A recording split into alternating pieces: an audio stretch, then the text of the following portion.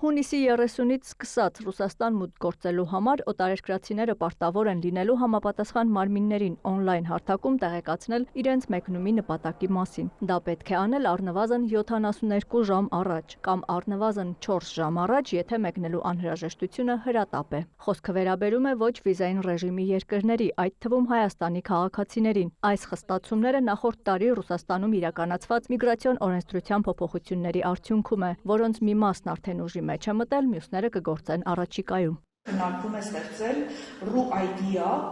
համակարգ, որը գոսուստուգի անալոգն է լինելու օտարերկրացիների համար, որ նաև բջջային հավելված է լինելու, որտեղ օտարերկրացին բացելու է իր համար այսպես կոչված կաբինետ, լրացնելու է իր տվյալները եւ դիմելու է, որ ինքը պատրաստվում է 72 ժամ հետո մուտք գործել Ռուսաստանի Դաշնություն։ Իր տվյալները ստուգվելու են Ռուսաստանի Դաշնության պատկան մարմինների կողմից եւ եթե նրա մուտքը կթույլատրվի, նա կստանա համապատասխան կոդ,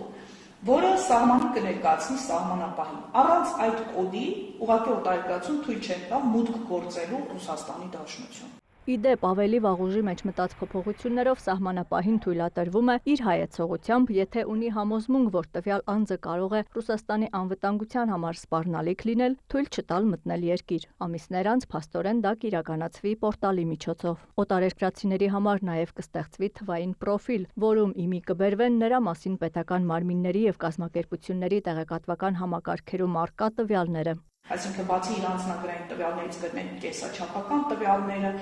եւ մեկ պրոֆիլում կամփոփվի այն բոլոր փաստաթղթերը, բուժզննում, մատնահետ, ինչ հնարավոր է եւ տեղեկատվությունները, հարկերի վճարում, աշխատանքի հետ կապված ամեն ինչ մեկ պրոֆիլում կամփոփվի եւ դա կլինի, այսպես ասած, միգրանտի նաեւ անձը հաստատող փաստաթուղթը Ռուսաստանի Դաշնությունում։ Այս գործընթացի առաջին փուլը սկսվել է դեռ 2024 թվականի դեկտեմբերի 1-ին, երբ Ռուսաստանի մի շարք սահմանակետերում վերցնում են օտարերկրացիների կենսաչափական տվյալները։ Սույն թվականի հունիսի 30-ից դա կարվի բոլոր օդային ու ցամաքային սահմանակետերում։ Ռուսաստանի միգրացիոն օրենսդրության որոշ փոփոխություններ էլ ուժի մեջ են մտել արդեն ապրիլի 1-ից։ Օտարերկրացի երեխաները Ռուսաստանում դպրոց ընդունվելու համար այսուհետ պետք է ռուսերենի քննություն հանձնեն։ Երկքաղաքացիություն ունեցողներին սա չի վերաբերում։ Հարցերի 90%-ին պետք է երեխաները ճիշտ պատասխանեն։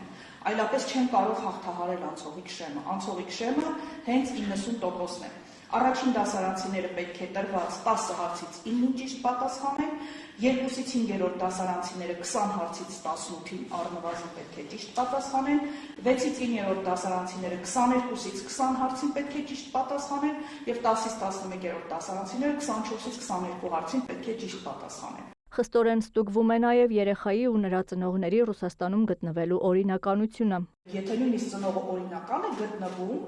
ապա հնարավոր է նաև նրա օրինական գտնվելը չեղարկվի եւ հնարավոր է նաև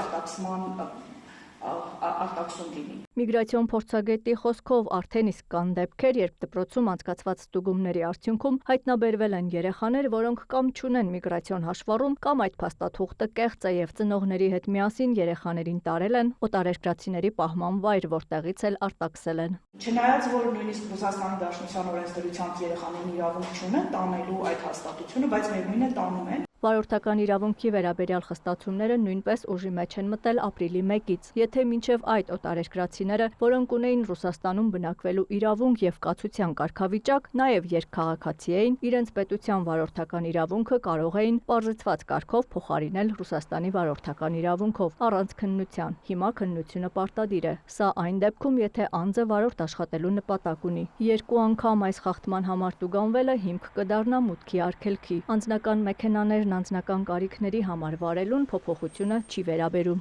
Աննա Զախարյան, լուրեր։